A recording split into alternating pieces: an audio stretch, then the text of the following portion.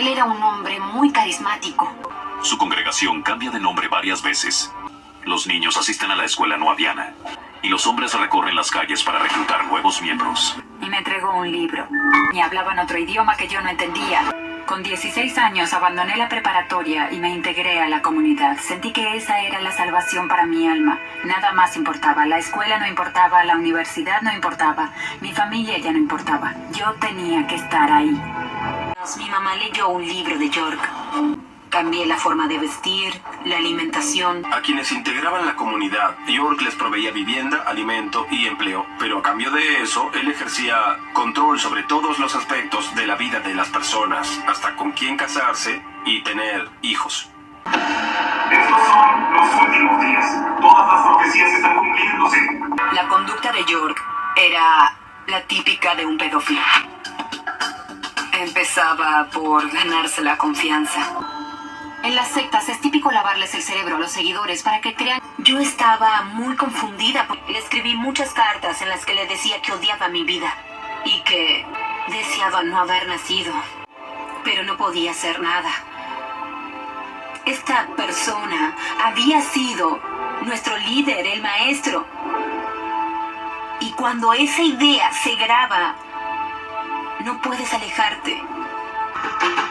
En ese momento nadie de afuera tiene idea de los delitos sexuales que ocurren dentro del culto. Y como resultado de las investigaciones, él decidió irse a otro estado, a Eatonton, Georgia.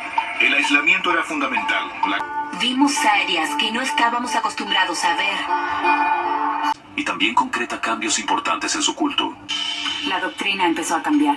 Él dijo que el gobierno nos tendría en la mira. Él era hábil para crear historias que tenían sentido en el momento. Él empezó a construir pirámides falsas elaboradas, una esfinge.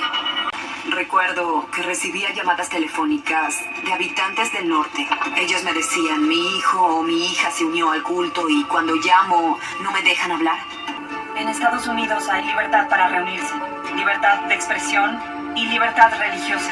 Mentalmente estábamos convencidos de que no podíamos salir y entonces no salíamos.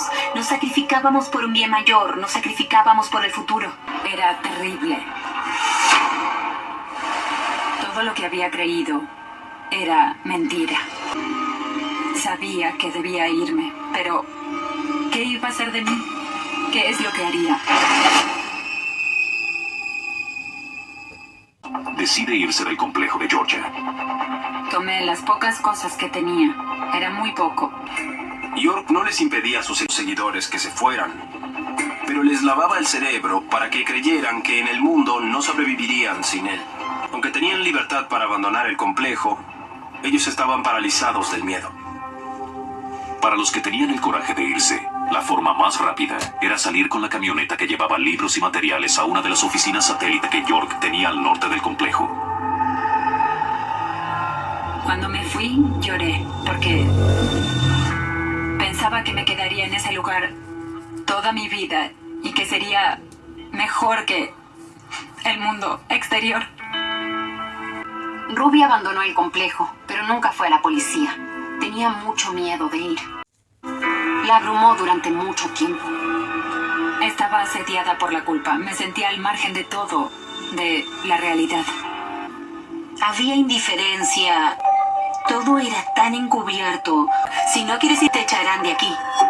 Queríamos entrar, pero el FBI tenía las manos atadas por lo que había ocurrido en Waco y en Ruby Ridge. Los hechos ocurridos en Waco y en Ruby Ridge hacían muy difícil para el FBI investigar. El joven había abandonado el grupo hacía 10 años, tras desilusionarse de las enseñanzas de... Cuando una persona se anima a hablar, el resto encuentra el coraje para hacer lo mismo.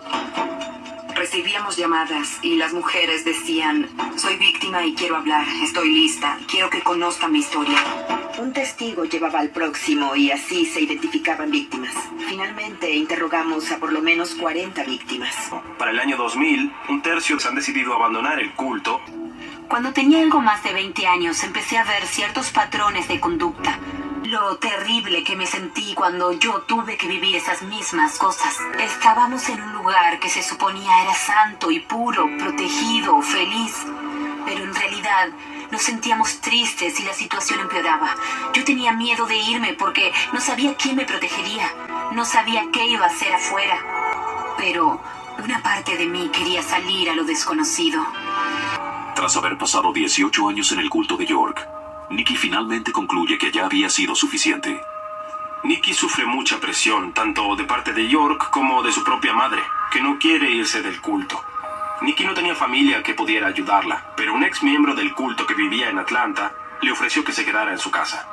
York no estaba feliz con la decisión de Nikki, de modo que, para quedar bien, él decide echar a Nikki.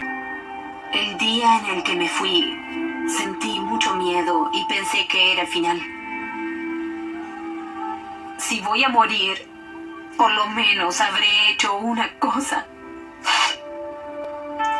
Pude tomar la decisión porque no tenía salida. Tenía que hacer siempre lo que se me ordenaba. Se negaba a ir a juicio porque todos sus secretos saldrían a la luz. Hacía 3 años que no lo veía. Y, en realidad, verlo fue liberador porque sentí que él no podía decirme nada. No podía hacer nada. Por primera vez sentí que había recuperado el poder.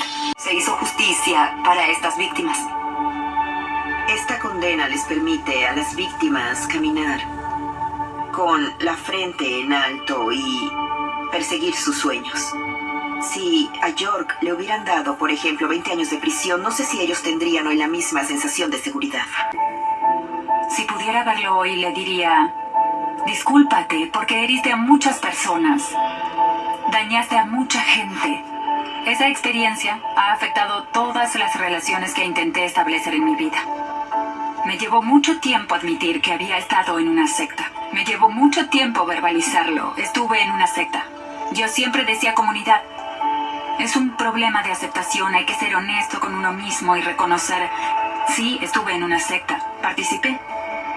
Yo creí en esa secta. Intentar entender por qué alguien entraría en una secta o se sentiría atraído por ella es difícil para quien nunca estuvo en ese lugar. Solo quienes estuvieron dentro y sufrieron la experiencia y sobrevivieron pueden realmente entenderlo. Si no hay una alternativa mejor, eliges lo que crees que es mejor para ti. Ahora tengo mucho cuidado antes de creer en algo. Eso le digo a la gente. Si crees que no podrán manipularte, te equivocas, no estás alerta. Muchas personas creen que ser parte de una secta, vivir en una secta, es algo que nunca podría pasarles. Pero sí que puede ocurrir si no conoces las señales, porque las sectas no dicen: oye, soy una secta, ¿quieres entrar?